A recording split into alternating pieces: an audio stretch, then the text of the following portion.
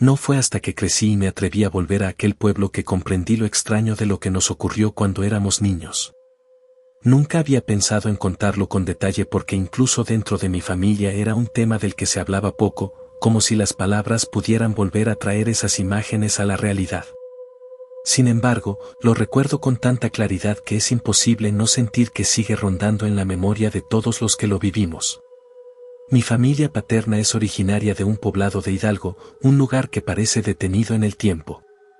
Casas de adobe, calles de tierra y un aire húmedo que siempre me transmitía cierta sensación de pesadez. Íbamos cada verano porque mi abuela aún vivía allí y, como muchos, dependía de los familiares que venían de la ciudad para mantener la casa en condiciones.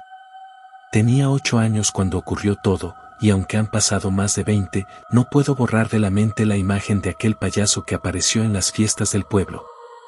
Ese año, la feria coincidió con las fiestas patronales. Para los niños era lo mejor, juegos mecánicos pequeños, puestos de antojitos y, según anunciaron, un espectáculo con un payaso que venía de otra región. En ese entonces no había televisión en cada casa, ni mucho menos internet, así que la idea de un show era lo más esperado. Todos los niños corríamos por la plaza esperando ver cómo llegaba, y recuerdo que alguien comentó que lo habían contratado unos hombres que casi nadie conocía en el pueblo. Nadie le dio importancia. El payaso apareció una tarde, sin música ni carro. Simplemente caminó hasta el kiosco con su traje desgastado, un maquillaje que parecía corrido por el sudor y una sonrisa que, incluso en la distancia, me provocó incomodidad. No era la típica cara alegre que yo asociaba con los payasos de fiestas infantiles, era más bien rígida, como si la pintura se hubiera cuarteado con el tiempo y apenas lograra ocultar una expresión severa. Aún así, los adultos lo recibieron con aplausos y los niños corrimos a ocupar lugar frente al escenario improvisado. El espectáculo comenzó de manera común. Hacía malabares con pelotas, intentaba bromear con los asistentes, aunque su voz sonaba extraña, demasiado grave para el personaje que representaba. Había momentos en que olvidaba lo que decía, se quedaba mirando a alguien del público en silencio y después retomaba su papel, como si nada. Lo que me marcó fue que en un par de ocasiones se detuvo a observar a los niños más pequeños y soltaba una carcajada que no parecía parte del acto. Lo raro comenzó la noche siguiente. Varios niños comentaron que habían soñado con él. Mi primo, que dormía en el mismo cuarto que yo, me despertó a medianoche porque aseguraba haber visto al payaso parado frente a la ventana de la recámara. Yo me burlé, diciéndole que eran imaginaciones, pero lo cierto es que no me atreví a mirar. Desde mi cama podía escuchar la respiración agitada de mi primo y el silencio inquietante del pueblo en la madrugada. Al día siguiente, la feria seguía. El payaso ya no hacía su espectáculo en el kiosco, sino que caminaba entre la gente, ofreciendo pequeños globos de colores a los niños. Lo extraño era que los globos parecían desinflarse en cuestión de minutos, como si estuvieran mal amarrados. Recuerdo que mi prima lo señaló, decía que no quería aceptarle nada porque sus manos le parecían demasiado frías, como si fueran las de alguien enfermo. Esa misma tarde desapareció un niño del barrio vecino. Nadie lo vio alejarse, solo se supo que había estado jugando cerca de la plaza y que lo último que se comentó fue que llevaba un globo azul. En un pueblo pequeño, la noticia corrió rápido. Algunos hombres comenzaron a buscar en los alrededores, en los terrenos baldíos y en la barranca. El payaso no volvió a aparecer esa noche. La tensión se instaló de inmediato. Los abuelos murmuraban que no era la primera vez que sucedía algo parecido en la región, que hacía décadas ya se habían registrado desapariciones de niños durante las ferias. Historias que parecían leyendas se convirtieron en recordatorios inquietantes. Decían que un hombre disfrazado había rondado varios pueblos de Hidalgo y Puebla, siempre ofreciendo espectáculos baratos, siempre dejando tras de sí rumores de infantes que nunca regresaban a sus casas. Mi padre y mis tíos no querían asustarnos, pero era imposible no sentir miedo. Esa noche nos encerraron temprano, aunque yo escuché claramente que los adultos discutían en la cocina, con voces bajas y preocupadas. Repetían que el payaso debía ser buscado, que quizá no era un simple artista sino alguien que aprovechaba la fiesta para acercarse a los niños. Algunos insistían en que no era una persona común, que había algo más detrás de su aspecto y de su forma de aparecer y desaparecer. Pasaron 2 días sin noticias del niño desaparecido.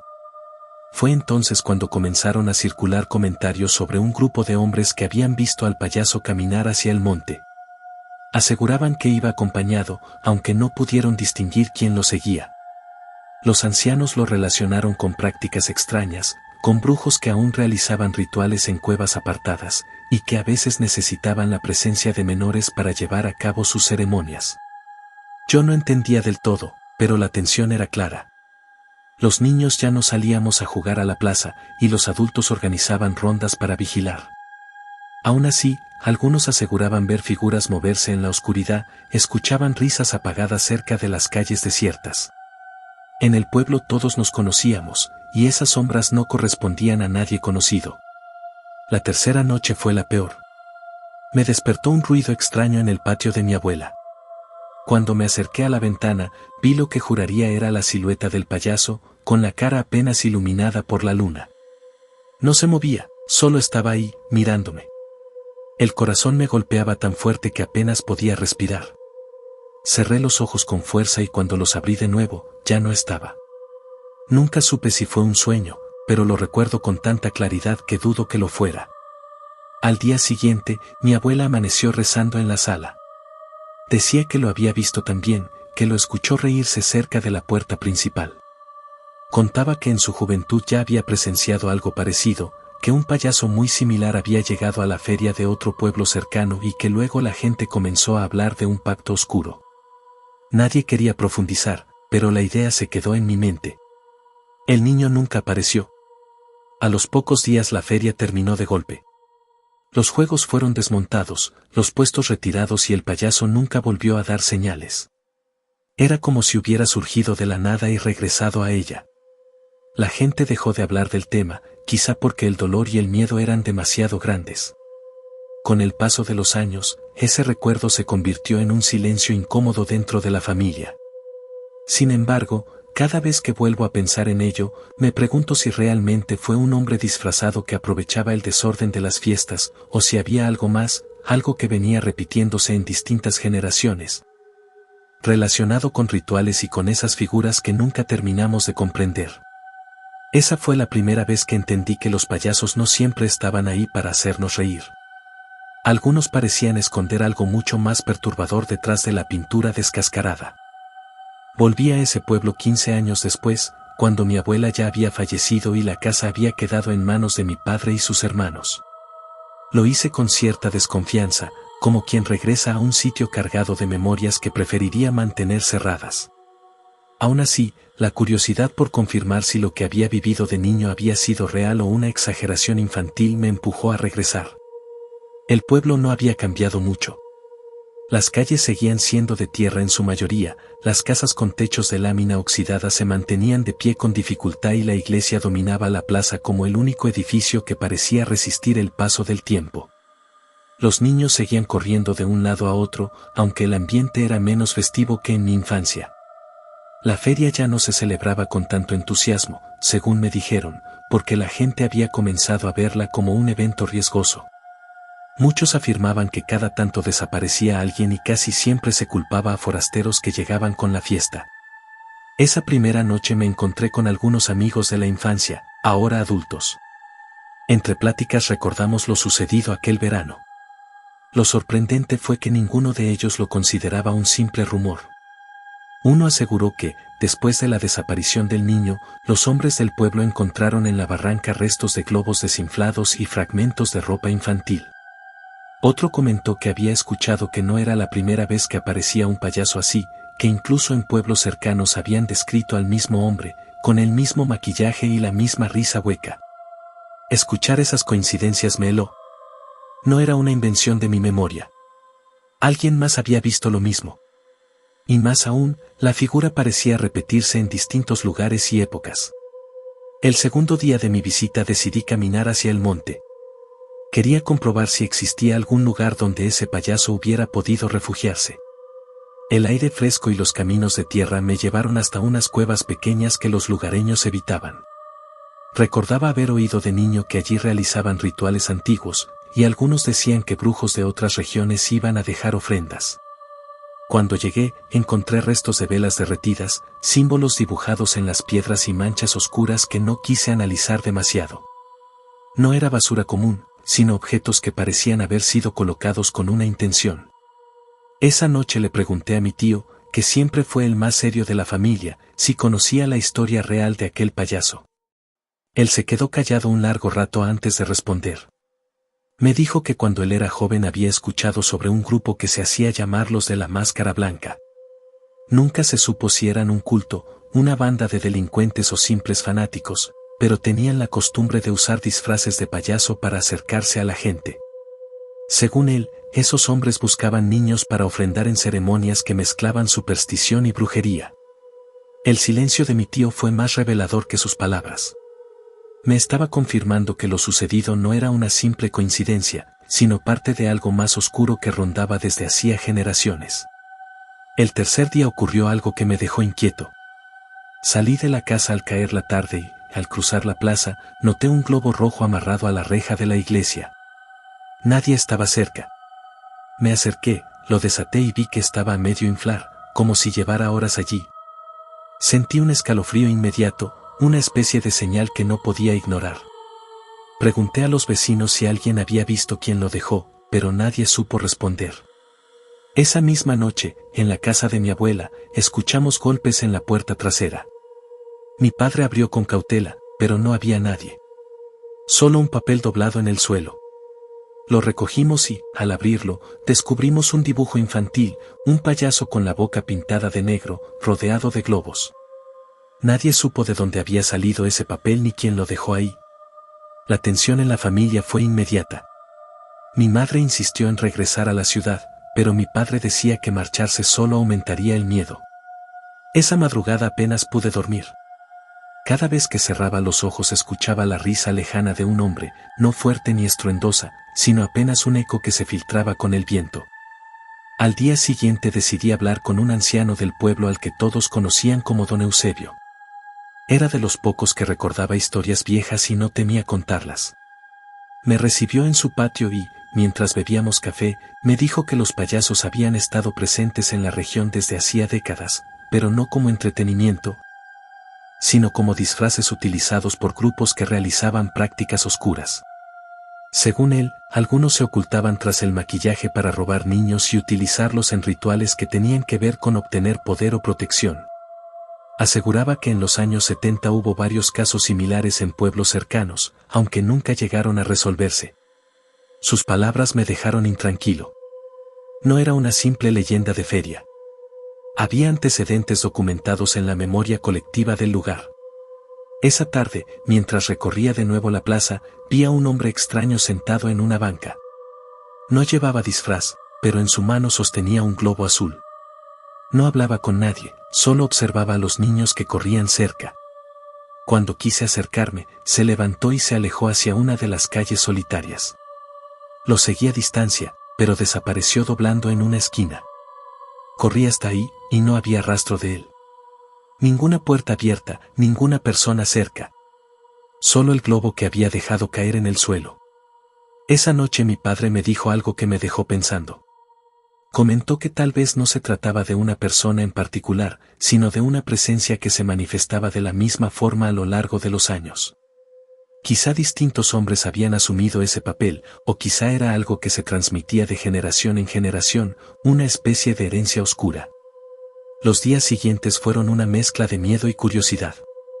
La gente comentaba haber visto siluetas rondando en la oscuridad, siempre con la misma risa apagada acompañándolas.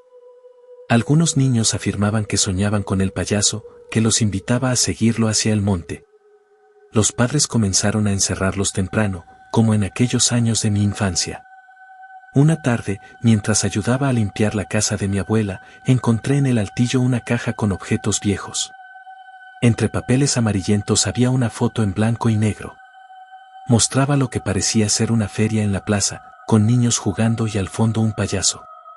Lo inquietante fue que era idéntico al que recordaba, mismo traje, misma cara pintada, misma expresión rígida. La foto estaba fechada en 1968, mucho antes de que yo naciera. Ese hallazgo me hizo comprender que aquello no podía ser una simple coincidencia. El mismo payaso aparecía en distintas épocas, siempre durante la feria, siempre vinculado a la desaparición de un niño. Esa noche apenas pude dormir. Cada sonido en la casa me parecía un eco de esa risa hueca. Pensaba en la foto y en los rumores de los cultos, en la posibilidad de que alguien hubiera estado repitiendo esa imagen a lo largo de décadas, manteniendo viva una figura destinada a infundir miedo. El último día de mi visita ocurrió algo que todavía me cuesta narrar. Salí temprano a caminar por la calle principal y, frente a mí, a pocos metros, vi a un payaso. El mismo traje desgastado, el mismo maquillaje cuarteado, la misma sonrisa rígida. Caminaba lento, como si supiera que lo estaba mirando. Me quedé paralizado, incapaz de moverme. El sol apenas comenzaba a salir y no había nadie más alrededor. En un parpadeo, ya no estaba. No corrí. Solo me quedé ahí, con la sensación de haber visto algo que no podía explicarse con lógica. Era idéntico al de la foto de 1968, idéntico al que recordaba de mi infancia. Esa experiencia me confirmó que lo que rondaba en el pueblo no era un simple hombre disfrazado. Era algo más profundo, una presencia que se manifestaba bajo la apariencia de un payaso, ligada de algún modo a desapariciones, a rituales y a un miedo que se transmitía de generación en generación. Volví a la ciudad con más preguntas que respuestas, pero con la certeza de que aquel verano de mi infancia no había sido un sueño ni una exageración. Algo real nos había marcado y seguía ahí, esperando en silencio. Después de regresar a la ciudad, traté de dejar atrás lo vivido en el pueblo. Sin embargo, las imágenes regresaban una y otra vez, la foto en blanco y negro, el globo abandonado, el payaso que había visto frente a mí al amanecer. Sentía que no podía simplemente ignorarlo. Había demasiadas coincidencias y demasiados silencios en mi familia como para considerarlo un simple recuerdo infantil que se repitió por la sugestión. Comencé a investigar por mi cuenta. Visité bibliotecas y revisé periódicos antiguos. Lo que encontré me dejó helado. En varias ediciones de los años 60 y 70 aparecían notas pequeñas, casi escondidas, sobre desapariciones de niños en ferias de distintos pueblos de Hidalgo y Puebla. Los reportes eran vagos, hablaban de menores vistos por última vez en la plaza, de rumores sobre extraños disfrazados y de búsquedas infructuosas. Nunca había responsables detenidos, nunca explicaciones claras. Lo inquietante fue descubrir que algunos testimonios describían a un payaso muy parecido al que yo recordaba, maquillaje deslavado, traje desgastado y una risa poco acorde a un espectáculo. Era como si la misma figura hubiera estado presente durante décadas. Movido por la curiosidad, contacté a un profesor de antropología de la universidad que había investigado las tradiciones y supersticiones de la región. Le conté parte de lo vivido, omitiendo mis experiencias personales para que no me considerara exagerado. Él me dijo que, en muchos pueblos, la figura del payaso había sido utilizada en rituales clandestinos, no como símbolo de alegría, sino como una máscara que permitía ocultar identidades durante ceremonias oscuras. Me habló de grupos que mezclaban elementos de brujería con tradiciones prehispánicas, y que en ocasiones recurrían a sacrificios para obtener favores. Según él, los disfraces eran solo una forma de espantar o confundir a los testigos. Aquello encajaba con lo que mi tío había mencionado sobre los de la máscara blanca. No era un simple rumor, había raíces culturales deformadas y transmitidas en silencio. El profesor también me dijo que en muchas comunidades circulaban leyendas de payasos que aparecían cada cierto tiempo, siempre relacionados con ferias o festividades. Según los ancianos, eran presencias que se alimentaban del miedo y que encontraban en los niños a sus víctimas preferidas.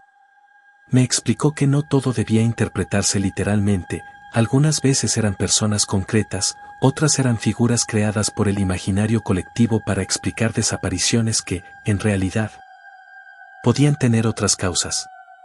Sin embargo, lo que yo había vivido se parecía demasiado a los relatos de esas comunidades como para ser ignorado. Con esa información decidí volver al pueblo meses después, ya con una intención clara de recopilar pruebas. Había anotado en una libreta los casos que encontré en los periódicos y quería contrastarlos con la memoria de los habitantes. Cuando llegué, la gente me recibió con la misma desconfianza de siempre. Nadie quería hablar del tema, como si hacerlo atrajera de nuevo al payaso. Sin embargo, algunos ancianos aceptaron contarme cosas. Una mujer de nombre Andrea me relató que en 1983 desapareció su hermano pequeño durante la feria. Tenía 6 años y lo último que recordaba era que corría con un globo en la mano. Nunca lo encontraron. Ella aseguró que esa noche escuchó risas cerca de la ventana, risas que no pertenecían a nadie de la familia. Otro hombre, más viejo, me dijo que en los 70 la gente encontró en el monte restos de trajes de payaso y zapatos grandes, quemados en medio de un círculo de piedras con símbolos extraños. Nadie se atrevió a investigar más. Cada testimonio reforzaba la idea de que lo que rondaba allí no era un caso aislado. Era un patrón que se repetía en distintas décadas, en distintas familias, siempre ligado a las ferias y a la presencia de un payaso que aparecía de la nada. Durante esa visita volví a tener un encuentro inquietante. Una madrugada, mientras escribía en la libreta las entrevistas realizadas, escuché un globo reventar en la calle. Me asomé por la ventana y vi, sobre la tierra, los restos de un globo rojo. Nadie estaba alrededor. El aire estaba quieto, demasiado silencioso. Cerré la ventana, pero esa noche no logré dormir. Al día siguiente, mientras caminaba hacia la iglesia, encontré una pequeña caja de cartón frente a la puerta. La abrí y dentro había una nariz de payaso, de esas de hule rojo, pero desgastada, con marcas oscuras que parecían quemaduras. Pregunté al sacristán si sabía quién había dejado eso, pero negó con la cabeza. Nadie más parecía haberla visto. Empecé a sentir que alguien me vigilaba, como si al remover recuerdos antiguos estuviera llamando la atención de lo que aún permanecía oculto. Los niños del pueblo también parecían más inquietos. Algunos padres me pedían que dejara de hacer preguntas, que no revolviera lo que ya se había tratado de enterrar en el olvido. Una noche, finalmente, viví algo que me confirmó que esa figura seguía presente. Eran casi las 2 de la mañana cuando escuché pasos en el pasillo de la casa de mi abuela. Pensé que era mi padre o algún tío, pero al abrir la puerta vi una silueta detenida frente a mí. La luz tenue de la luna que entraba por la ventana iluminaba un rostro pintado de blanco, con labios negros y una sonrisa fija. El payaso estaba ahí, inmóvil, mirándome. Sentí que el aire se cortaba en mis pulmones. Cerré los ojos un segundo y cuando los abrí, la figura ya no estaba. Me quedé helado, sin poder moverme. El suelo estaba húmedo, como si alguien hubiera pisado con zapatos mojados. Seguí las huellas hasta el patio, pero se detenían justo frente a la puerta trasera. No había salida, y sin embargo no encontré a nadie. Después de eso decidí marcharme. Tenía pruebas suficientes para mí, testimonios, objetos encontrados, huellas físicas que coincidían con la memoria de toda una comunidad. Entendí que ese payaso no era solo un disfraz ni un simple hombre. Era una presencia que se había instalado en la historia del pueblo, alimentándose del miedo y de las desapariciones. Quizá había comenzado como un grupo de personas que usaba máscaras para ocultar sus rituales, pero con el tiempo se había transformado en algo más, una especie de entidad que trascendía generaciones. Al volver a la ciudad, compartí parte de mis hallazgos con el profesor de antropología. Me escuchó con atención y al final me dijo que lo más probable era que yo hubiera tocado un tema que mezcla realidad y mito. Que hay cosas que se convierten en leyenda precisamente porque nadie logra darles una explicación definitiva. Me advirtió que no continuara investigando, que algunas tradiciones oscuras aún sobreviven en silencio y que hay quienes prefieren mantenerlas intactas. A veces pienso que tenía razón. Desde entonces no he vuelto al pueblo. Sin embargo, cada tanto encuentro en la ciudad señales que me recuerdan que no se trata de un recuerdo lejano. Hace unos meses, al caminar hacia mi trabajo, vi un globo azul atado a un poste en una calle desierta. Nadie alrededor, solo ese globo que poco a poco se desinflaba. Otra vez la misma imagen, repetida como un eco. Lo que me pasó en mi infancia fue solo el inicio de una cadena más larga. Lo entendí con los años, el payaso no pertenece a un tiempo específico ni a una sola generación. Es una figura que regresa, siempre igual, siempre ligada a desapariciones y a un silencio incómodo.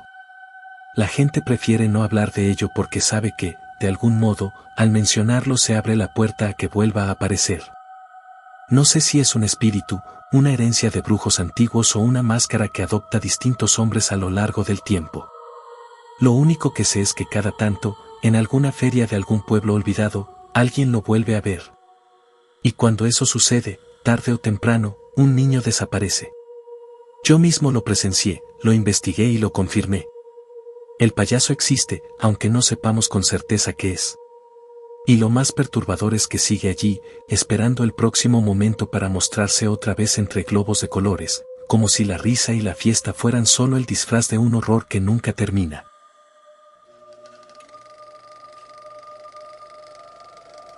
Cuando era niño, mi tío solía contarme una historia que yo creía exagerada. Decía que en los años 80, mientras trabajaba como chofer de autobuses, vivió algo que nunca pudo olvidar. Lo relataba en voz baja, como si aún temiera que alguien pudiera escucharlo y reconocer que estuvo ahí. Hoy, después de haber investigado y encontrado pruebas de lo que decía, creo que su historia merece ser contada. Mi tío manejaba la ruta que unía la ciudad de Veracruz con distintos pueblos de la sierra. Los trayectos eran largos, solitarios, y muchas veces pasaba la noche en carretera. Una madrugada, mientras avanzaba por una zona de curvas, vio a la orilla del camino a un payaso. Iba caminando despacio, con un maletín en la mano y la cara pintada de blanco. A esas horas, en medio de la oscuridad, la imagen era tan extraña que no supo si detenerse o acelerar. Decidió frenar un poco y el payaso levantó la mano, pidiendo un aventón. Mi tío pensó que podía tratarse de alguien que volvía de una fiesta, así que abrió la puerta. El hombre subió en silencio, con el maletín apretado contra el pecho. No olía a alcohol ni parecía borracho, pero su mirada fija lo hizo sentir incómodo. Durante varios minutos nadie habló. Mi tío intentaba concentrarse en el camino, pero cada tanto miraba de reojo al payaso. Notó que tenía las manos manchadas, como si hubiera manipulado pintura o tierra. Finalmente, se animó a preguntar hacia dónde iba. El hombre respondió con voz grave que necesitaba llegar a un pueblo cercano, cuyo nombre no aparecía en los mapas de la ruta. El ambiente se volvió tenso. Mi tío sabía que no había ninguna comunidad con ese nombre en el trayecto. Lo dejó pasar, pensando que quizás era una ranchería poco conocida. Sin embargo, lo inquietante fue que el hombre comenzó a reír en voz baja, sin razón aparente. No era una carcajada, sino una risa contenida, como si disfrutara de un secreto.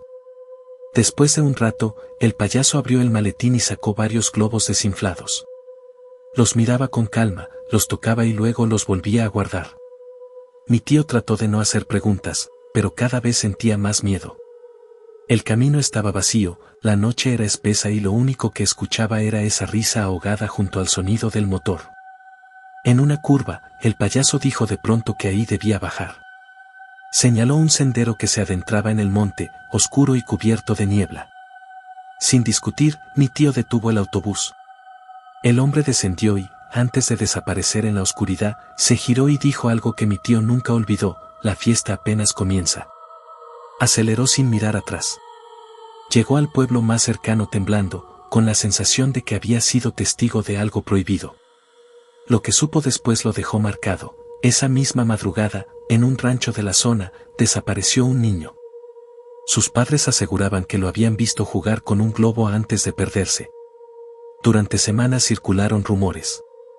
Algunos afirmaban que un grupo de hombres disfrazados de payasos realizaba ceremonias en las barrancas, que utilizaban a los menores en ofrendas. Otros decían que se trataba de un espíritu que vagaba por los caminos, siempre buscando nuevas víctimas. Nadie pudo confirmarlo. Mi tío juró no volver a detenerse de noche en la carretera. Contaba que cada vez que pasaba por esa curva recordaba al payaso bajando con su maletín, y que el eco de aquella risa seguía persiguiéndolo incluso en sueños. Con los años, yo mismo busqué referencias de aquel pueblo inexistente que mencionó el payaso.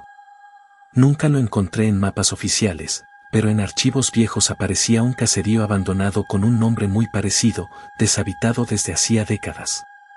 Según los registros, sus habitantes habían huido tras una serie de muertes y desapariciones que nunca se resolvieron. Ese fue solo el inicio de la historia que me contó mi tío, y que yo confirmé poco a poco al investigar por mi cuenta. Lo que parecía una anécdota aislada resultó estar conectado con una red de leyendas y desapariciones en distintos pueblos de México. todas vinculadas con la figura del payaso que aparecía en momentos y lugares inesperados. Y aunque nunca lo reconoció abiertamente, sé que hasta el día de su muerte mi tío jamás volvió a conducir de noche. Decía que cada curva le recordaba la misma frase: la fiesta apenas comienza. Cuando escuché por primera vez lo que mi tío había vivido, pensé que era un episodio aislado. Sin embargo, al comenzar a investigar, descubrí que no era el único que hablaba de un payaso en la carretera. Varios testimonios, dispersos en el tiempo y en distintos pueblos, repetían detalles similares: la figura de un hombre disfrazado que aparecía en la oscuridad, cargando globos o un maletín, y que siempre estaba relacionado con la desaparición de algún niño. En una hemeroteca de Jalapa encontré una nota de 1992. Era breve, apenas unas líneas en la sección de sucesos, pero coincidía demasiado. Mencionaba que en un camino de terracería rumbo a Misantla, varios campesinos aseguraron haber visto a un payaso deambulando con un saco al hombro. Esa misma semana, una niña desapareció al regresar de la escuela. Nadie supo de ella. Intrigado, decidí volver a entrevistar a mi tío. Esta vez no lo interrumpí ni traté de buscar explicaciones racionales. Me dijo que después de aquel encuentro en la carretera, comenzó a notar detalles extraños. En varias ocasiones, mientras conducía en la madrugada, veía globos atados en arbustos junto al camino, como si alguien los hubiera dejado ahí a propósito. A veces estaban inflados, a veces ya medio desinflados, pero siempre aparecían en lugares solitarios. También recordó que en una ocasión, un pasajero le comentó haber visto, desde la ventana del autobús, a un grupo de hombres disfrazados de payasos reunidos alrededor de una fogata en un claro del monte. Cuando mi tío volteó para mirar, ya no había nada. Juraba que no era posible que hubieran desaparecido tan rápido. Lo más perturbador fue lo que le ocurrió un año después de su primer encuentro. Una noche, mientras descansaba en la terminal, escuchó risas en la sala vacía. Eran risas apagadas, como de varias personas conteniendo la carcajada. Se levantó a revisar, pero no encontró a nadie. Solo un globo rojo en una de las bancas, que comenzó a desinflarse lentamente frente a sus ojos. Me confesó que desde ese momento dejó de trabajar las rutas nocturnas. Quise comprobar si lo que contaba tenía algún respaldo histórico. Encontré a un investigador local que había recopilado testimonios sobre sectas en Veracruz y Puebla durante los años 80. Según él, había grupos clandestinos que utilizaban disfraces para realizar rituales en secreto. Algunos adoptaban la figura del payaso porque resultaba perturbadora y al mismo tiempo permitía ocultar identidades bajo la excusa de un espectáculo. Aseguraba que en varias comunidades se habían hallado restos de velas, máscaras y ropa de payaso en cuevas apartadas. El investigador me mostró fotografías en blanco y negro, montones de zapatos grandes, narices rojas de hule y restos de globos quemados. Eran hallazgos reales, documentados por campesinos y policías rurales, pero nunca salieron en la prensa porque las autoridades preferían atribuir las desapariciones a accidentes o fugas de caza. Al ver esas imágenes, comprendí que lo que mi tío relataba no podía ser descartado como fantasía. Era parte de un patrón más grande, una práctica que se repetía en silencio en distintas regiones. Durante semanas seguí reuniendo información. Encontré a un ex policía retirado que me contó que en 1985 recibieron el reporte de un grupo de payasos en un ejido cercano a Martínez de la Torre.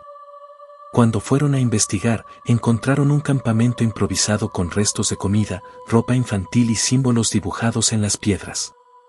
Nadie fue detenido. Todo se archivó sin explicación.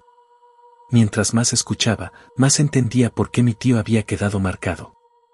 No era solo la imagen de un payaso en la carretera, era la puerta de entrada a un mundo de rumores y prácticas que nadie quería reconocer. La figura era demasiado recurrente, demasiado precisa en cada detalle: el maletín, los globos, las risas apagadas, la aparición en lugares solitarios. La última vez que hablé con él sobre el tema me confesó algo que nunca había contado a nadie. Dijo que, años después de su primer encuentro, mientras conducía de día, vio parado en la cuneta al mismo payaso. No podía ser un hombre distinto, era idéntico, con el mismo rostro pintado, el mismo traje deslavado y los mismos globos en la mano. El problema es que cuando se detuvo para mirar mejor, el payaso no tenía sombra. Esa visión lo persiguió hasta su muerte. Decía que había comprendido que no se trataba solo de un hombre, sino de algo que se repetía en distintos tiempos y lugares. Una figura que usaba el disfraz de payaso como máscara, que podía aparecer de madrugada en la carretera o en pleno día bajo el sol, pero que siempre dejaba tras de sí un eco de miedo y desapariciones sin resolver. Mi investigación apenas comenzaba, pero ya entendía que no estaba frente a un simple recuerdo de familia. Había abierto una herida que todavía sangraba en silencio en los pueblos, una herida que muchos preferían no mencionar para evitar que la risa apagada de los payasos volviera a escucharse en la oscuridad de la carretera. No supe en qué momento mi búsqueda dejó de ser una simple curiosidad y se convirtió en una obsesión. Cada noche repasaba los testimonios que había conseguido, los recortes de periódico, las grabaciones de entrevistas, como si intentara encontrar un patrón oculto. El problema era que el patrón ya estaba ahí, un payaso en la carretera, siempre asociado a desapariciones, siempre acompañado de globos o risas apagadas. Un día recibí una llamada que me hizo replantear todo. Era el hijo de un conductor de tráiler que había desaparecido en la ruta entre Misantla y Tlapacoyan a finales de los 90. Me dijo que antes de perderse, su padre había mencionado por radio algo extraño, que veía luces en la carretera, como linternas que se movían de un lado a otro. Después describió a unos hombres disfrazados que parecían esperarlo en un claro. La señal se cortó y nunca más se supo de él ni de su camión. El hijo me juró que cuando revisaron el lugar solo encontraron marcas de neumáticos que se desviaban hacia un camino de terracería. Al final de esas huellas, un globo inflado colgaba de un árbol, flotando como si alguien lo hubiera dejado ahí para marcar el sitio. Esa imagen lo atormentaba tanto como a mí me obsesionaba. Comencé a viajar por los pueblos cercanos. En cada uno encontraba a alguien dispuesto a contar una versión similar, un niño que decía haber visto un payaso en el río ofreciéndole dulces. Una mujer que aseguraba que mientras caminaba de regreso a casa escuchó la risa de varios payasos escondidos entre los matorrales. Un campesino que encontró huellas de zapatos enormes impresas en el barro después de una tormenta. Ninguna de esas personas buscaba fama ni dinero, solo soltar un recuerdo que cargaban con vergüenza. La acumulación de testimonios me llevó a un sitio en particular, un tramo de la carretera vieja que ya casi no se usa, cubierto de vegetación y olvidado desde que construyeron la autopista. Según los lugareños, ahí era donde más se aparecían los payasos. Aseguraban que si uno pasaba de noche podía ver luces de colores, como si hubiera una feria abandonada en medio del monte. ¿Decidí ir? No lo pensé demasiado, porque temía que si lo analizaba con calma no me atrevería. Llevé una linterna, una grabadora y una cámara sencilla. Llegué a la carretera vieja poco después de las 9 de la noche. El silencio era espeso, apenas interrumpido por los grillos y el roce de las ramas con el viento. Al avanzar unos metros vi algo que me hizo detenerme, un globo rojo atado a un arbusto, flotando como si alguien lo hubiera puesto ahí minutos antes. El hilo aún se movía con el viento. Saqué la cámara, tomé una foto y seguí.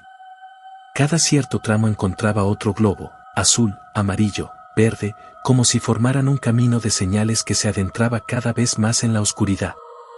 De pronto escuché un sonido que me heló la sangre, la risa apagada de un payaso. No era una carcajada fuerte, sino un murmullo ahogado, como si varias voces rieran conteniendo el aire.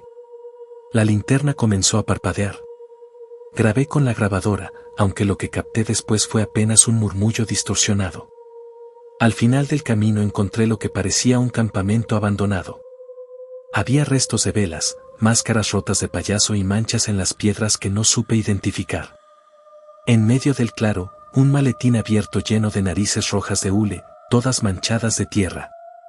Me acerqué con cautela y entonces lo escuché, pasos detrás de mí, suaves pero firmes. Giré la linterna y lo vi. A unos metros, un payaso de traje deslavado, con globos en una mano y una sonrisa pintada en la cara. No se movía, solo me observaba. Su sombra no coincidía con la luz de la linterna, parecía extenderse demasiado, como si lo envolviera. No sé cuánto tiempo permanecí paralizado. Cuando finalmente reaccioné y quise correr, la linterna se apagó por completo. En la oscuridad, las risas aumentaron, ahora eran muchas, alrededor de mí, como si un grupo entero me rodeara.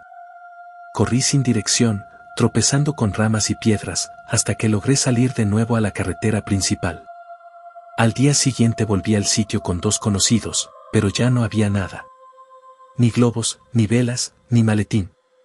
El claro estaba vacío, como si nunca hubiera existido lo que yo había visto. Mis acompañantes me miraron con incredulidad, aunque noté que no quisieron avanzar demasiado, como si el silencio del lugar también los intimidara. Esa noche revisé la grabación. En lugar de la risa clara que había escuchado, solo había un ruido extraño, como un eco metálico. Pero en medio de ese sonido, casi imperceptible, se alcanzaba a distinguir una frase susurrada: ya es tarde para escapar. Desde entonces no volví a la carretera vieja. Dejé de investigar por un tiempo, aunque en realidad nunca he podido alejarme del todo. Cada vez que escucho de un desaparecido en las noticias pienso en los payasos y en los globos atados a los arbustos. Sé que muchos pensarán que todo fue producto del miedo y la sugestión. Yo mismo me lo repito para poder dormir. Pero cada tanto, en la madrugada, escucho en la calle desierta de mi colonia una risa apagada que se aleja con el viento.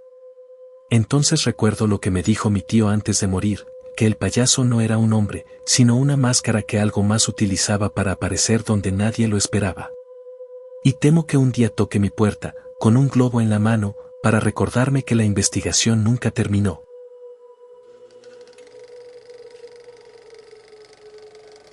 Cuando acepté el puesto de velador en la secundaria técnica de mi municipio pensé que sería un trabajo tranquilo.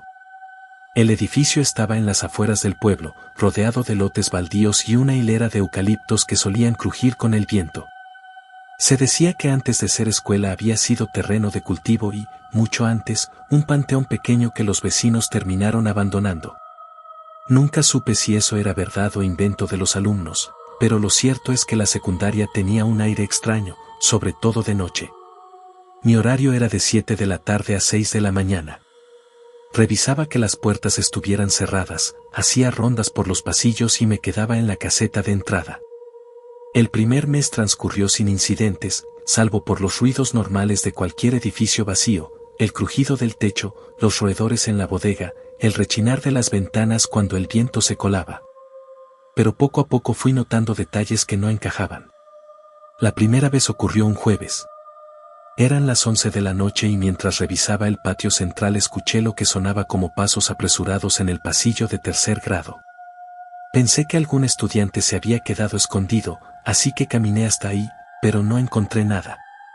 El eco era engañoso, sin embargo juraría que alguien había corrido delante de mí. Un par de semanas después, mientras anotaba en la bitácora, escuché un timbrazo breve en el salón de música.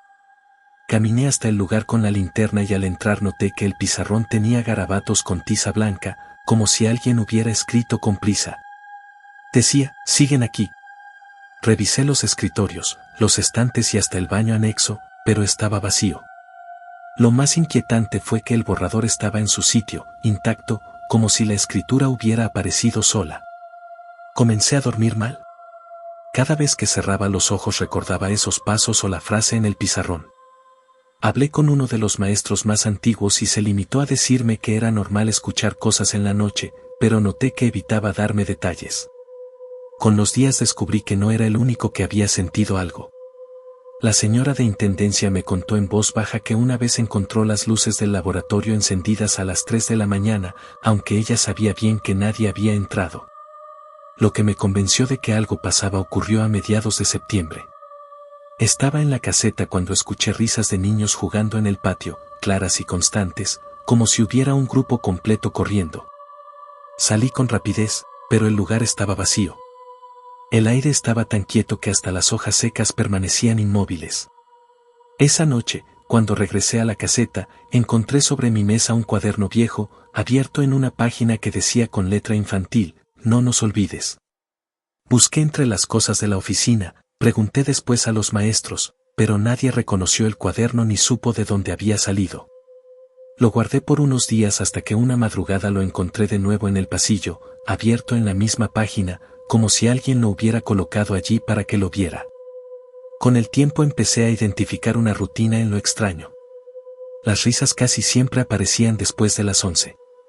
Los pasos corrían por el pasillo de 3er grado. El salón de música era donde más se sentía la pesadez, como si el aire se volviera denso al entrar. Y el cuaderno, sin importar dónde lo guardara, siempre regresaba abierto en la frase "no nos olvides". Comencé a preguntarme si esos ruidos podían tener relación con la historia de que antes había un panteón en ese terreno. Pregunté a mi abuelo, que conocía bien la zona, y me dijo que sí, que en efecto había un camposanto pequeño de los años 30, pero que lo habían clausurado porque las lluvias constantes inundaban las tumbas. Según él, las familias trasladaron los cuerpos a otro cementerio, aunque reconoció que nunca se hizo un registro completo. No todos fueron llevados, dijo. La idea me inquietó más de lo que quería admitir. Esa misma noche, cuando pasaba frente al laboratorio, vi a través del cristal empañado lo que parecían siluetas sentadas en las bancas, quietas, observando hacia la puerta. Eran varias, como sombras densas en medio del cuarto. Abrí la puerta con un impulso, pero el laboratorio estaba vacío. Lo que más miedo me dio fue al cerrar con llave, escuché un golpe seco desde adentro, como si alguien hubiera pateado una de las mesas. No quise abrir de nuevo. Desde entonces comencé a escribir un diario paralelo al de la escuela. Anotaba cada ruido, cada sombra, cada aparición del cuaderno. Era mi manera de mantener la cordura. Pero a veces pienso que al hacerlo también estaba respondiendo a esa petición que aparecía escrita una y otra vez: no nos olvides. Los ruidos y las sombras se volvieron parte de mis noches. Lo que antes eran sucesos aislados comenzaron a repetirse casi de manera programada, como si algo o alguien buscara mi atención. Me obligué a ser más metódico, recorría los pasillos a las mismas horas, revisaba cada aula con calma y registraba en mi diario lo que ocurría. Pero esa rutina solo sirvió para que lo extraño se volviera más evidente. La segunda semana de octubre, al pasar frente al salón de música, escuché un sonido distinto al de los pasos o las risas. Era como un murmullo en conjunto, voces bajas que repetían algo ininteligible. La sensación de estar frente a un grupo real me hizo detenerme. Acerqué el oído a la puerta y pude distinguir una palabra entre el murmullo: quedarse. Entré de golpe, pero otra vez no había nadie. El eco de mi propia respiración fue lo único que quedó en el aire. Esa misma madrugada, mientras me servía café en la caseta, vi por el ventanal a un niño con uniforme parado en el patio. No parecía un alumno cualquiera, el cabello era demasiado oscuro, los rasgos borrosos, como si estuviera cubierto de sombra. Cuando salí para alcanzarlo, simplemente ya no estaba. Lo único que encontré fue una pelota vieja, inflada apenas, con el logo borrado de la secundaria. La llevé conmigo y la dejé en la caseta, pero al día siguiente había desaparecido. La señora de intendencia volvió a hablarme en confianza. Dijo que años atrás, cuando recién inauguraron la escuela, un grupo de jóvenes pasó la noche en el plantel por una apuesta. Se quedaron en el patio contando historias de miedo, hasta que a uno se le ocurrió meterse al salón de música para tocar el piano antiguo que todavía conservan ahí. Según los vecinos, a media madrugada los chicos salieron gritando, pálidos, y juraron no volver nunca más. Nunca contaron que habían visto, pero desde entonces el salón se volvió el lugar menos querido por maestros y alumnos. Esa anécdota reforzó mi incomodidad, aunque también me dio la certeza de que no estaba perdiendo la razón. Había un patrón, un origen. Empecé a pensar que los niños que escuchaban no eran simples ecos. Tal vez eran los restos de quienes habían sido enterrados en el antiguo panteón, o quizá algún recuerdo atrapado en las paredes de la secundaria.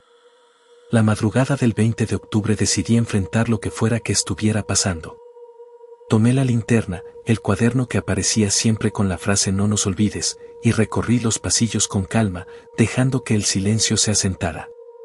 Cuando pasé por el corredor de tercer grado, los pasos comenzaron detrás de mí. No eran ecos, sino huellas marcadas, como si alguien invisible caminara a pocos metros. No giré, me limité a seguir derecho. Al llegar al salón de música la puerta estaba entreabierta. Empujé con suavidad y vi el piano al fondo, cubierto por una manta polvorienta. Lo raro fue que las teclas se movieron solas, produciendo un acorde torpe y lúgubre. El aire dentro del aula era helado, tan denso que apenas podía respirar. Coloqué el cuaderno sobre el primer escritorio y, con voz temblorosa, dije: ya los recuerdo.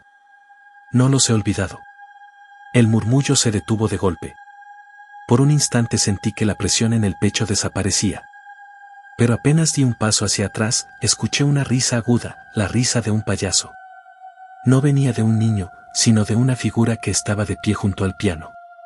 Era un hombre vestido con traje de payaso antiguo, el maquillaje corrido en la boca y en los ojos, como si hubiera pasado años en ese estado. Me quedé paralizado. No lo había visto antes, y sin embargo me resultaba familiar, como si de alguna manera hubiera estado presente en todas las noches previas, detrás de las sombras y las risas. El payaso inclinó la cabeza hacia mí y con una voz cascada, como si le costara salir de su garganta, susurró: ellos juegan, pero yo me quedo. Corrí hacia la puerta y al salir escuché que el piano se estrellaba contra el suelo, como si alguien lo hubiera empujado con fuerza. El estruendo retumbó por toda la secundaria. Cuando volví con un maestro al día siguiente, el piano seguía en su sitio, intacto, como si nada hubiera ocurrido. Después de esa noche las apariciones se volvieron más claras. Ya no eran simples pasos o murmullos, sino figuras completas. A veces niños con uniformes deslavados, otras veces el payaso de pie en los pasillos, observándome en silencio. El cuaderno dejó de aparecer en los escritorios y empezó a materializarse en mis manos, abierto en páginas distintas, con frases como "no todos nos fuimos" o "alguien abrió la puerta". Mis rondas se convirtieron en un suplicio. No era tanto el miedo, sino la certeza de que el payaso era la clave, la pieza central de todo lo que ocurría. Él no parecía un fantasma cualquiera, sino algo más. Su presencia eclipsaba la de los niños, como si fuera el guardián de esas almas. Una madrugada, cansado de huir, decidí esperarlo. Me quedé sentado en el patio, bajo la luz tenue del farol, con el cuaderno sobre las rodillas. Pasada la medianoche, lo vi aparecer en la entrada del pasillo de tercer grado. Caminaba despacio, los zapatos enormes marcando el cemento sin hacer ruido. Cuando estuvo a unos metros, se detuvo. ¿Quién eres?, pregunté con voz firme, aunque el temblor me traicionaba. El payaso no respondió. Solo señaló el cuaderno y se desvaneció en el aire. Lo abrí con manos temblorosas y encontré una nueva frase escrita en letras temblorosas: fue enterrado aquí. No dormí esa mañana. Me quedé pensando en si el payaso había sido una persona real, alguien que quizá murió en el terreno cuando aún era panteón. Y si era así, ¿por qué estaba atrapado en la secundaria, junto a esas presencias infantiles? Sentí que mi investigación apenas empezaba, y que lo peor aún estaba por revelarse. Las siguientes noches fueron una tortura. Ya no había duda de que la figura del payaso estaba en el centro de todo. Cada vez que hacía mi ronda, lo encontraba en distintos puntos del plantel, en las escaleras, en la cancha, frente a la caseta. Nunca se movía mientras lo observaba, pero siempre aparecía más cerca, como si quisiera que entendiera un mensaje. Decidí investigar más a fondo. Revisé archivos municipales y descubrí que, efectivamente, el terreno había sido un panteón en el siglo XIX.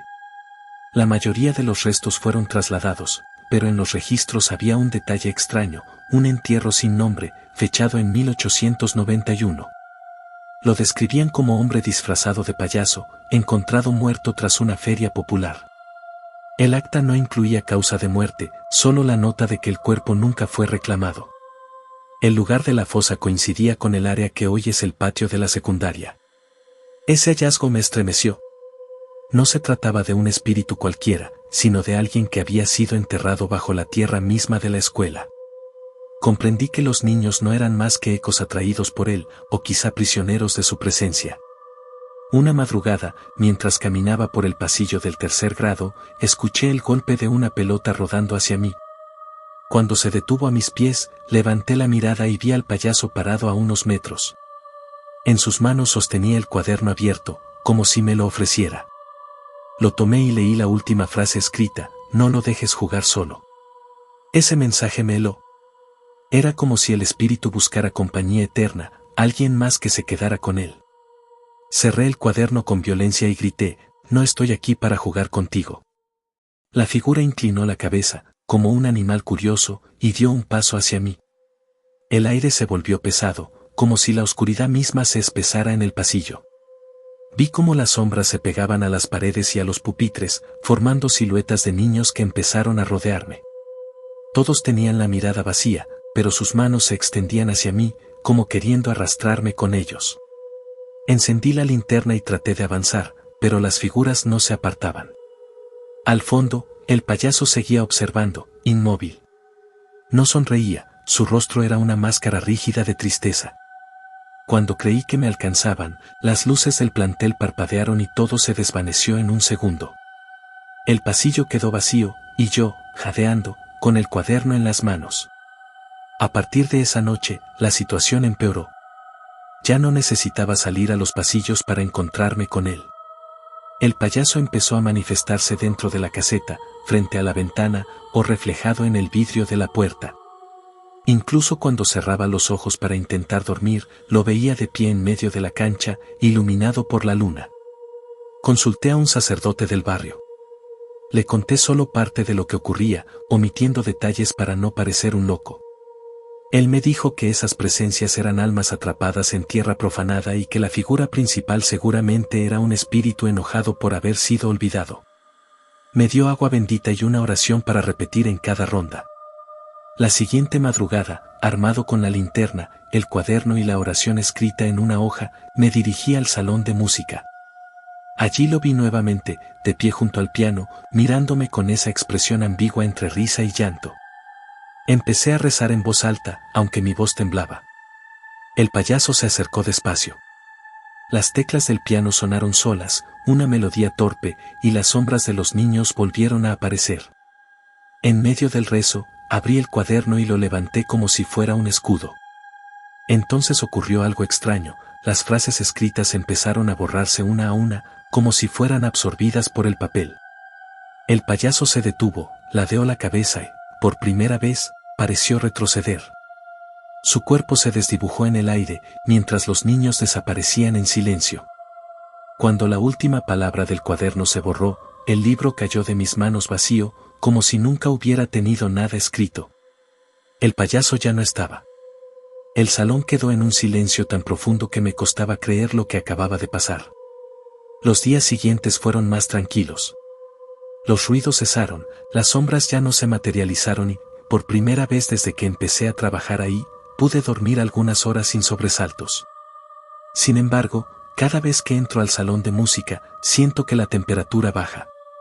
El piano sigue intacto, como si nada hubiera ocurrido, pero no me atrevo a acercarme demasiado. El cuaderno permanece conmigo. Sus páginas siguen en blanco, aunque hay noches en las que creo escuchar el leve rasgar de un lápiz escribiendo en ellas. Nunca encuentro nada al abrirlo, pero me deja la inquietud de que quizá no todo terminó. He pensado en renunciar, pero algo me retiene.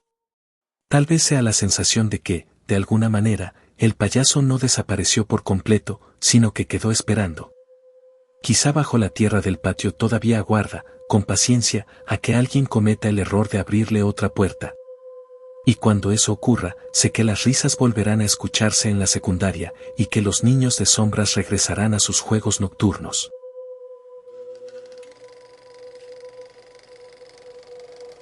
Hay recuerdos que se niegan a permanecer en el pasado, que regresan en las madrugadas como si nunca hubieran terminado.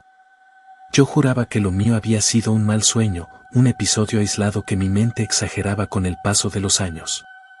Pero cada vez que regreso al pueblo y paso frente a la vieja carpa abandonada, siento que aquel encuentro con el payaso sigue latente, como una herida que nunca cerró.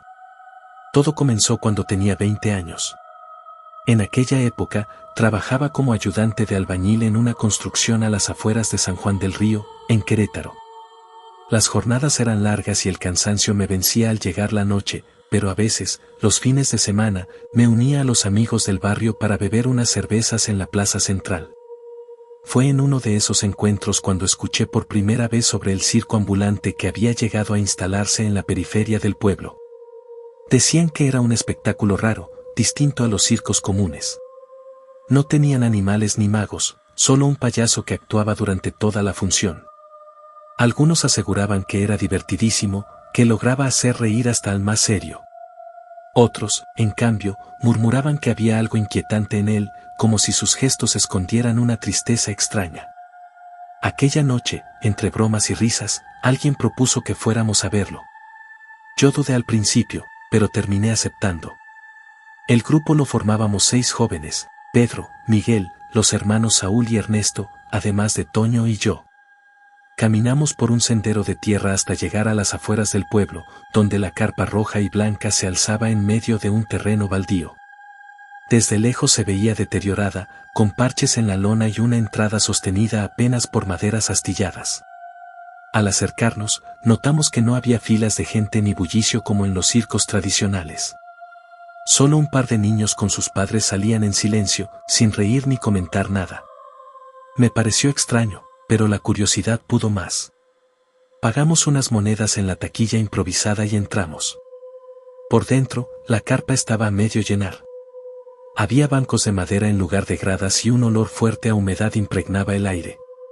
No había música alegre ni luces de colores, solo un foco amarillo colgando del centro. El payaso apareció de pronto, sin anuncio previo. Su traje era blanco, con manchas descoloridas que parecían más viejas que él mismo. La pintura de su rostro estaba mal delineada, una boca roja que parecía una herida mal cerrada y unos ojos negros que no reflejaban alegría. Al inicio, sus bromas parecían normales, fingía tropezar, hacía gestos torpes, lanzaba objetos al aire. Algunos niños rieron, pero pronto la incomodidad se apoderó del ambiente. Había algo en la forma en que nos miraba, como si supiera cosas de cada uno. En un momento, señaló directamente a Ernesto y dijo: el que se esconde, siempre termina encontrado. Todos reímos incómodos, sin saber por qué había dicho aquello. Ernesto palideció, pero no dijo nada. El espectáculo duró apenas media hora. No hubo descanso ni actos secundarios, solo el payaso moviéndose en silencio por la pista, intercalando frases extrañas entre sus rutinas. Cuando terminó, se inclinó con un gesto solemne y desapareció tras una cortina negra. Nadie aplaudió. La gente salió en silencio, igual que los primeros que habíamos visto. De camino al pueblo, Toño bromeó diciendo que había sido la peor función de su vida. Sin embargo, Ernesto no abrió la boca. Solo caminaba cabizbajo, como si el payaso le hubiera dicho algo más que nosotros no escuchamos. Al día siguiente, Ernesto no se presentó a la construcción. Tampoco apareció en la plaza por la noche. Los vecinos dijeron que lo habían visto salir de madrugada hacia el terreno del circo, pero no regresó. Nosotros pensábamos que estaba bromeando o que había ido a hablar con alguien del lugar, así que fuimos a buscarlo. La carpa seguía en pie, pero esta vez no había taquilla ni luces. Entramos sin pagar, y lo que encontramos nos heló la sangre. El interior estaba vacío, sin bancos ni escenario, solo la lona húmeda y el suelo de tierra apisonada. Era como si nunca hubiera habido espectáculo. Antes de salir, vimos algo tirado en el centro, el gorro de Ernesto, el mismo que llevaba la noche anterior. Nadie quiso tocarlo. Salimos corriendo, cada uno por su lado, sin atrevernos a hablar de lo ocurrido. Los días siguientes, el circo desapareció. Donde antes estaba la carpa, solo quedó el terreno baldío. Ernesto jamás regresó, y con el tiempo, su ausencia se volvió un tema prohibido entre nosotros. Algunos decían que se había escapado a otra ciudad, otros que había muerto en secreto, pero yo nunca pude creer ninguna de esas versiones. Pasaron años antes de que pudiera volver a acercarme a ese sitio. Pero cada vez que lo hacía, juraba ver una silueta blanca moviéndose entre los matorrales, como si el payaso aún merodeara, esperando a que alguien más entrara a su función. Lo peor vino después, cuando comprendí que aquella noche no había sido un simple espectáculo extraño, sino una invitación. Una que Ernesto aceptó sin que pudiéramos detenerlo. El tiempo pasó, pero la ausencia de Ernesto se convirtió en una sombra constante en mi vida. Nunca se organizó una búsqueda formal, en aquel entonces, las desapariciones eran tratadas con indiferencia, como si la gente se evaporara sin que nadie quisiera indagar demasiado. Sus padres se resignaron pronto, aunque todos sabíamos que el dolor los estaba matando por dentro. Mis amigos también callaron, y la vida siguió como si nada, pero yo nunca logré quitarme de la mente aquella imagen, el gorro de Ernesto tirado en el centro de la carpa vacía. Años después, cuando ya tenía 27, regresé al pueblo tras un tiempo trabajando en Querétaro capital. Apenas llegué, escuché que el circo había vuelto. La noticia me dejó helado. Un vecino comentó que lo habían visto instalarse otra vez en las afueras, en el mismo terreno baldío. Por varios días evité pasar cerca, pero las murmuraciones crecían. Algunos aseguraban que el espectáculo había mejorado, que ahora era más impactante, como si el payaso se hubiera perfeccionado con los años. Otros decían que no debía acercarme, que era mejor dejar las cosas enterradas. Pero algo en mí necesitaba respuestas, y la curiosidad me ganó. Fui solo, una noche de sábado. Desde lejos vi la carpa, más deteriorada que nunca, con los colores apagados y la lona rasgada en algunos tramos. Había un par de faroles iluminando la entrada, y esta vez no había taquilla ni nadie cobrando la entrada. Crucé el umbral y encontré el interior tal como lo recordaba, bancos improvisados, olor a humedad y un silencio inquietante. No había espectadores. Solo yo. De pronto, una luz amarilla iluminó el centro de la pista. El payaso apareció caminando despacio, arrastrando los pies como si cargara un peso invisible. No llevaba peluca ni nariz roja, solo la misma pintura corrida y el traje blanco manchado. Su mirada me atravesó, y sentí que había estado esperando mi regreso. No pronunció chistes ni hizo acrobacias. Simplemente se detuvo frente a mí, en un tono grave que me heló la sangre, dijo: «Tarde o temprano, todos vuelven». No pude moverme. Su voz no tenía la alegría de un artista, era más bien un murmullo que parecía resonar dentro de mi cabeza. Entonces comenzó a caminar en círculos, como un depredador rodeando a su presa. Hablaba frases sueltas, como si conociera secretos de mi vida. Mencionó detalles de mi infancia, de mis errores, de mis miedos. Sentí que me desnudaba el alma frente a un público invisible. En un momento, levantó la mano y señaló un rincón oscuro de la carpa. Yo seguí su gesto, y lo que vi me hizo sudar frío. Entre las sombras, distinguí la silueta de alguien que llevaba puesto el gorro de Ernesto. Estaba quieto, casi inmóvil, como si llevara años esperando a ser visto. «Algunos nunca se van», susurró el payaso. Me levanté de golpe y retrocedí. El suelo crujió bajo mis botas y la lona pareció cerrarse sobre mí. Corrí hacia la salida, pero al mirar atrás todavía lo vi allí, de pie, inmóvil, observándome con esa sonrisa torcida.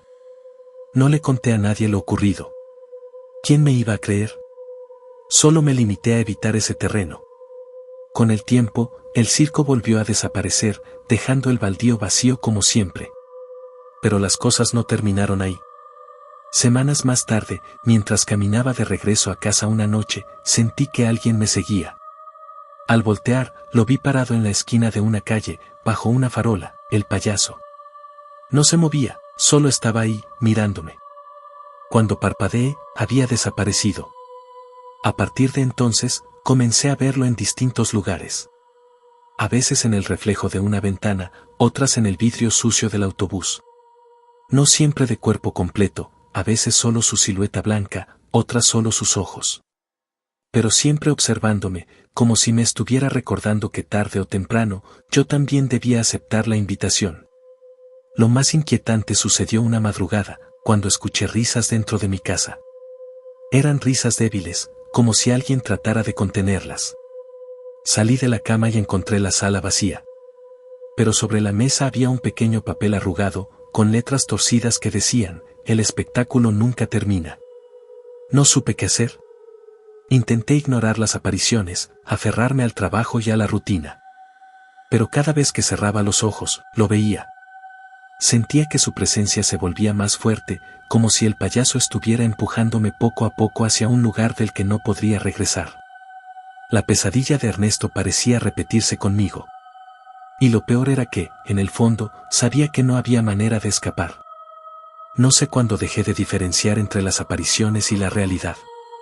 Durante meses, la figura del payaso fue parte de mi rutina, lo veía en los callejones, en los espejos, en el rabillo del ojo mientras trabajaba. Ya no importaba si estaba acompañado o solo, siempre encontraba la manera de hacerse presente. Empecé a tener insomnio. Pasaba noches enteras mirando la ventana, temiendo que en cualquier momento lo vería de pie frente a mi casa. Y muchas veces ocurría, ahí estaba, quieto bajo la farola, con su maquillaje sucio y la ropa manchada, esperando con infinita paciencia. Nunca se movía, pero su presencia era suficiente para paralizarme. Una madrugada escuché pasos en el pasillo. El sonido era irregular, como arrastrando los pies. Salí con un cuchillo en la mano, convencido de que alguien había entrado a robar, pero al encender la luz no había nadie. En cambio, sobre el suelo encontré una carta doblada en dos. La abrí temblando, tenía letras grandes, torcidas, pintadas como con carbón. Decía: cuando suba el telón, estarás listo. No podía más. Decidí irme del pueblo, pensando que todo terminaría al poner distancia. Tomé un camión rumbo a la Ciudad de México y traté de empezar de nuevo. Los primeros días me sentí liberado, pero pronto la rutina volvió a llenarse de señales. Una tarde, en el vagón del metro, alguien me tocó el hombro. Al girar, no vi a nadie, pero en el vidrio empañado estaba dibujada una sonrisa enorme, idéntica a la del payaso. A partir de entonces, las apariciones se intensificaron. En ocasiones lo escuchaba reír detrás de mí, otras veces sentía su mano en mi hombro. Una noche, mientras cenaba en un pequeño restaurante, levanté la vista y lo vi sentado en una mesa al fondo, mirándome fijamente. Nadie más pareció notarlo. Cuando parpadeé, la mesa estaba vacía, pero el plato frente a ella tenía un gorro de tela que reconocí de inmediato, el de Ernesto. Ya no dormía, apenas comía, y mi cuerpo comenzó a desgastarse.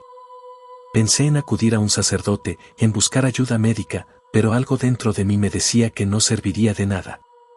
Esto no era un asunto de fe ni de salud, sino un espectáculo que ya había empezado y del cual yo era parte. La noche decisiva llegó sin aviso. Me desperté con el sonido de trompetas lejanas, como si un desfile pasara por la calle. Miré por la ventana y no vi nada.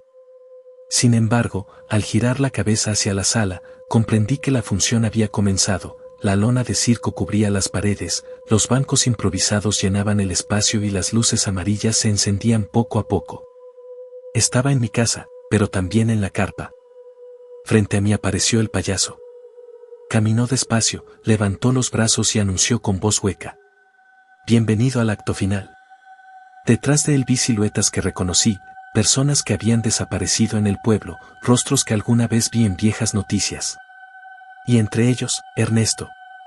Su mirada estaba vacía, como si ya no quedara nada humano en él. Intenté correr, pero el suelo era blando, como si estuviera hecho de arena. El payaso me alcanzó en un instante y me sostuvo por los hombros. Su cara estaba tan cerca que pude sentir el hedor de su aliento. Sonrió y me susurró al oído: nadie se resiste al espectáculo. Todo se oscureció. Desperté horas después, o quizá días, en medio del baldío donde siempre se levantaba el circo. No había carpa, ni luces, ni bancos. Solo tierra seca y silencio. Mi cuerpo estaba intacto, pero en mis manos sostenía un objeto que me heló, una máscara blanca de payaso, con la sonrisa torcida pintada en negro. Regresé a casa, pero desde entonces ya no soy el mismo. Hay noches en que me descubro frente al espejo con la máscara puesta, sin recordar cómo llegó ahí. Otras veces despierto con la ropa manchada de tierra y huellas de haber caminado descalzo. He comprendido lo inevitable: el espectáculo nunca termina, solo cambia de intérprete. Y ahora sé que tarde o temprano, yo ocuparé el lugar en el centro de la pista, esperando a la próxima víctima que se atreva a mirar demasiado tiempo. Porque el payaso no se va. Solo se transforma.